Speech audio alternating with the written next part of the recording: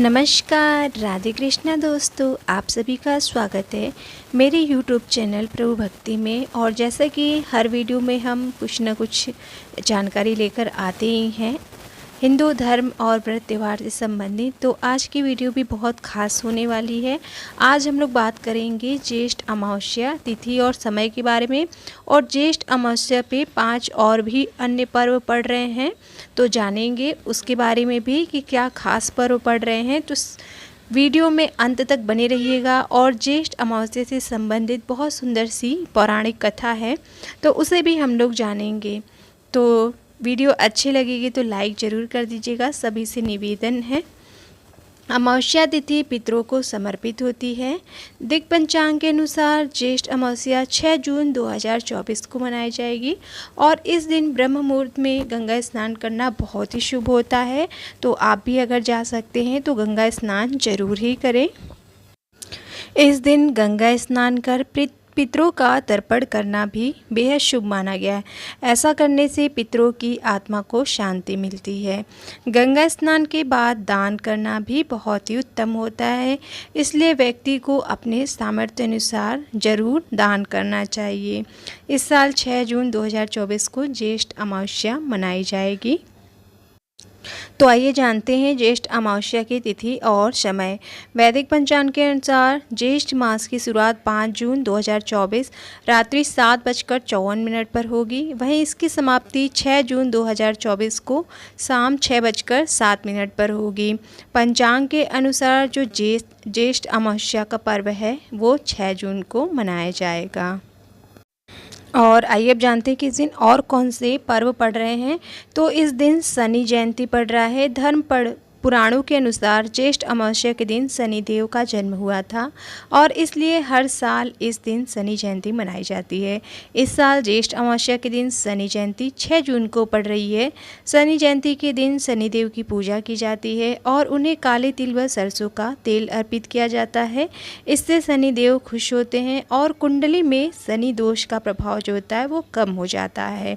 तो ज़रूर शनि देव की आप पूजा करें। और दूसरा जो व्रत पड़ रहा है, तीसरा वो वट सावित्री का व्रत है। सुहागिन महिलाओं के लिए वट सावित्री का व्रत बहुत ही खास माना जाता है।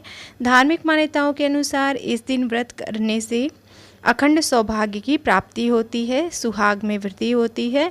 यह व्रत ज्येष्ठ अमावस्या के दिन रखा जाता है, यानी इस साल 6 जून को यह व्रत रखा जाएगा। और वट सावित्री जो व्रत है इसका तो बहुत ही महत्व है। बहुत ही धूमधाम से यह पर्व मनाया जाता है। सुहागिन महिलाएं पति की लंबी आयु के लिए यह व्रत रखती हैं। और जो अगला व्रत है इस दिन 6 जून को जो पड़ रहा है, रोहिणी व्रत।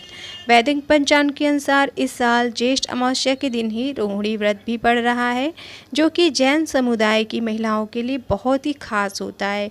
इस दिन भगवान वासुपूज्य का पूजन किया जाता है।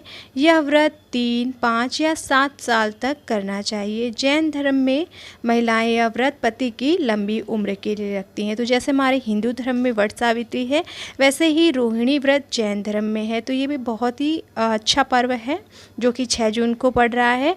और गुरु व्रत, जो गुरुवार का व्रत है वो भी इस दिन पड़ रहा है।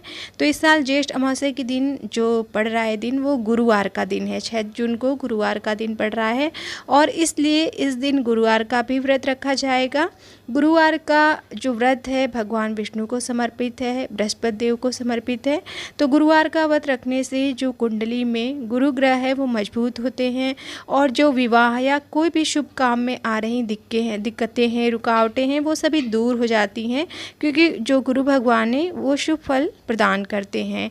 तो ये जो 5 महापर्व पड़ रहे हैं 6 जून को, तो इसको हमने बताया। अब आइए जानते हैं ज्येष्ठ अमावस्या पर ज़रूर आपको ये काम करने हैं, अच्छे कार्य जो हैं। तो इस दिन आप अमावस्या पर नदी में स्नान जरूर करें। कोई भी पवित्र नदी, गंगा, यमुना, सरस्वती, नर्मदा, कोई से भी नदी में ज़रूर ही स्नान करें। अगर नदी में नहीं जा सकती तो घर पे ही नहाने के पानी में 2-4 बूंद गंगा जल डाल करके आप मिला करके नहा सकते हैं।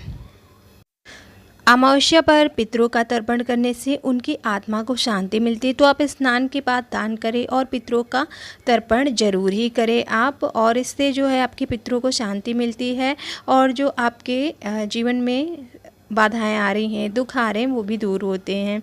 इस दिन तिल का दान जरूर करना चाहिए, इससे हमें सौभाग्य की प्राप्ति होती है। क्योंकि इस दिन जो है शनि जयंती भी पड़ रही है, तो तिल का दान जरूर करें, शनि ग्रह मजबूत होता है। आज के दिन आप तामसिक भोजन का सेवन नहीं करेंगे, क्योंकि बहुत ही शुभ दिन है, तो आप इन सब चीज़ों से बच के रहेंगे। या पूजा पाठ अनुष्ठान और जप तप का दिन है, तो ये सब आप अवॉइड ही करेंगे। और इस दिन झूठ, ईर्ष्या, लालच करने से भी बचना चाहिए। इस दिन भोजन, कपड़े, तिल, गुड़, घी आदि चीज़ों का दान करना चाहिए। जितने आपके सामर्थ्य है उस हिसाब से ज़रूर दान करें। और पीने के पानी के जो घड़े हैं, पेय पदार्थ और पशुओं के लिए, पक्षियों के लिए ज़रूर जगह जगह जल की व्यवस्था करें, क्योंकि भीषण गर्मी ज्येष्ठ मास में पड़ रही है। तो ये आप ज़रूर कार्य करें, कुछ दान करें या ना करें, लेकिन पशु पक्षियों के लिए ज़रूर पीने का पानी और अन्न की व्यवस्था करें।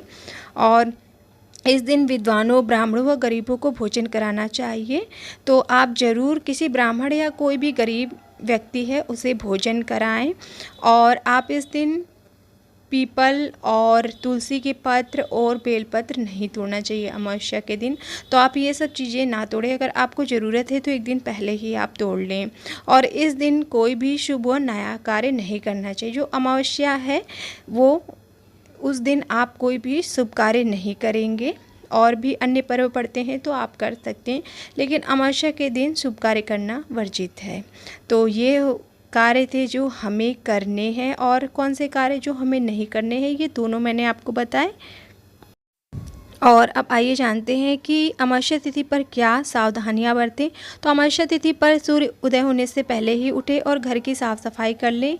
घर में किसी भी तरीके से तामसिक भोजन, मांसाहार का प्रयोग ना करें। अपने घर के पितरों की तस्वीर जो है वो दक्षिण दिशा में लगाएं, क्योंकि बहुत सारे लोग ना जो पूजन स्थान है वहाँ पर लगा देते हैं, लेकिन ऐसा नहीं, भगवान के साथ नहीं लगाते हैं। घर के दक्षिण दिशा में पितरों की तस्वीर लगाएं। और अमावस्या तिथि पर बाल नहीं कटवाएं और ना ही दाढ़ी बनवाएं।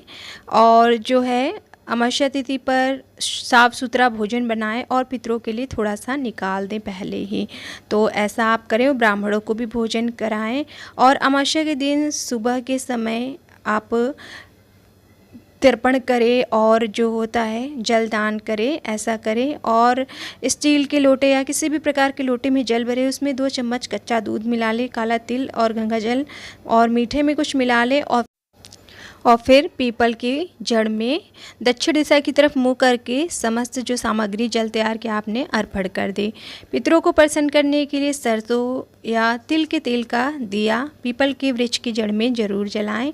एक पान के पत्ते पर 2 सफ़ेद पेड़े रखकर पीपल के वृक्ष की जड़ में अर्पित करें। और ऐसा करने से जो पितृ प्रसन्न होते हैं और आपकी जो दुख, बीमारियां, मुश्किलें हैं वह दूर होती हैं। तो ये आप उपाय ज़रूर करें। और अपने पितरों को प्रसन्न करने के लिए आप काले कौवे या काले कुत्ते को कुछ भी भोजन ज़रूर खिलाएं। और ज़रूरतमंद लोगों को आप दवा, वस्त्र, भोजन और बच्चों को कुछ पुस्तकें या जो भी आपसे समर्थ है वो ज़रूर दान करें। और पीपल के छोटे छोटे 2 पौधे किसी निर्जन स्थान पर लगाएं। ऐसा करने से जो है वो पितृ प्रसन्न होते हैं। और आजकल तो वृक्षों की कमी हो गई है, तो आप वृक्षारोपण जरूर ही करें। और इस तरीके से आप ये शुभ कर्म कर सकते हैं ज्येष्ठ अमावस्या के दिन। तो ऐसे मैंने बहुत उपाय बता दिए हैं जिनमें से आप कुछ भी करेंगे और उसमें से आप दान तो ज़रूर ही करें, सबसे महत्वपूर्ण है। तो आई होप ये जानकारी अच्छी लगी होगी। और आइए जानते हैं अब अमावस्या व्रत कथा। तो व्रत कथा बहुत ही सुनना फलदायी होता है, तो ज़रूर आप सुने। तो पौराणिक कथा के अनुसार एक राज्य में एक गरीब ब्राह्मण रहता था। पैसों की कमी के कारण उसकी पुत्री का विवाह नहीं हो पा रहा था। अपनी गरीबी से परेशान होकर एक दिन ब्राह्मण दंपत्ति ने एक साधु से उपाय पूछा कि हमारी कन्या का विवाह नहीं हो पा रहा है, आप कुछ उपाय बताएं। तो साधु ने बताया कि पास के गांव में एक धोबिन है जो अपने बेटे और बहू के साथ रहती है। यदि आपकी बेटी उस धोबिन की सेवा करे तो धोबिन खुश होकर उसे अपनी मांग का सिंदूर दे देगी, जिससे कन्या का विवाह तय हो जाएगा। यह सुनकर कन्या धोबिन के घर जाकर सारा काम करने लगी और इसका पता धोबिन व उसकी बहू को नहीं चल पाता था। एक दिन धोबी ने अपनी बहू से पूछा कि तुम इतना सारा काम इतनी जल्दी कैसे कर लेती हो? तो बहू बोली, मुझे लगा कि माँ जी आप यह सारा काम कर लेती हैं।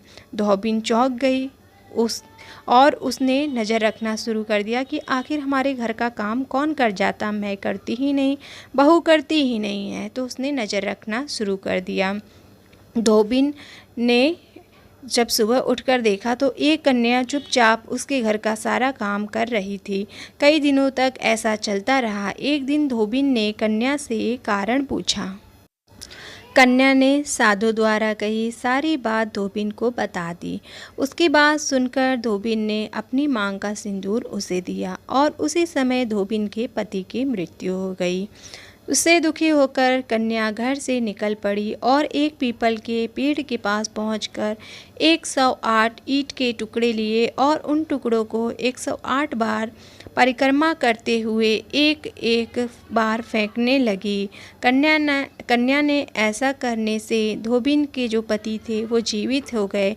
पीपल के पेड़ की परिक्रमा के कारण कन्या को शुभ फल की प्राप्ति हुई। तो ये और जो उसके पति जीवित हो गए धोबिन के, और जो कन्या है उसका विवाह अच्छे घर में पक्का हो गया और विवाह भी हो गया। तो ये कहानी थी सोना धोबिन की, जो कि हम ज्येष्ठ अमावस्या पर सुनते हैं। तो आई होप आपको ये कथा अच्छी लगी होगी।